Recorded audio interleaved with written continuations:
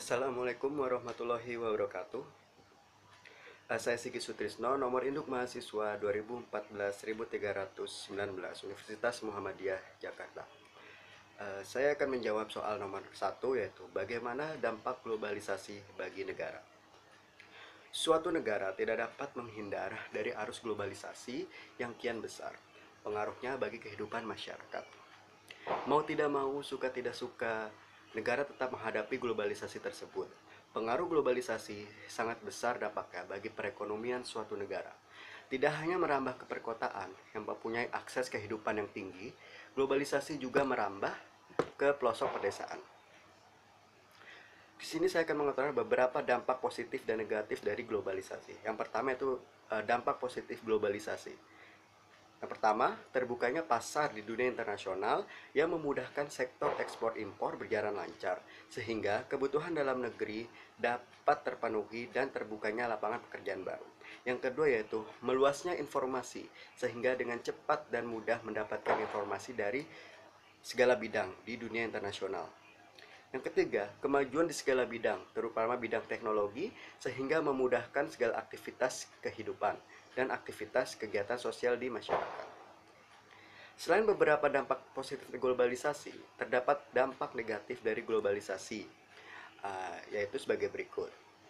Yang pertama, kita lihat dari segi ekonomi. Dari segi ekonomi ini, dampak negatifnya yaitu, yang pertama, kapitalisme global semakin menguat, sehingga menyebabkan ketergantungan negara dunia ketiga terhadap negara-negara maju. Yang kedua, menguatnya daya saing yang tidak seimbang, yang menyebabkan UKM dalam negeri tergerus oleh perusahaan besar, baik level asing maupun multinasional. Yang terakhir, merebaknya gaya hidup baru yang sangat hedonis dan konsumtif. Yang kedua yaitu dipandang dari segi politik. Dampak globalisasi dari segi politik yaitu globalisasi menciptakan berbagai masalah kepentingan yang bersifat global yang menyebabkan adanya aliansi atau kubu.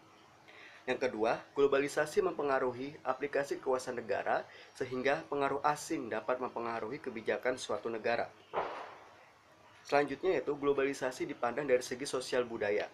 Dampak globalisasi dari segi sosial budaya itu, yang pertama, terjadinya krisis sosial yang menimbulkan kesenjangan sosial antara yang kaya dan miskin.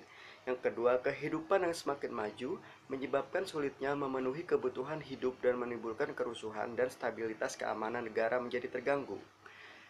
Yang terakhir, lenyapnya identitas kultural nasional dan lokal sehingga kehilangan arah sebagai bangsa yang memiliki jati diri.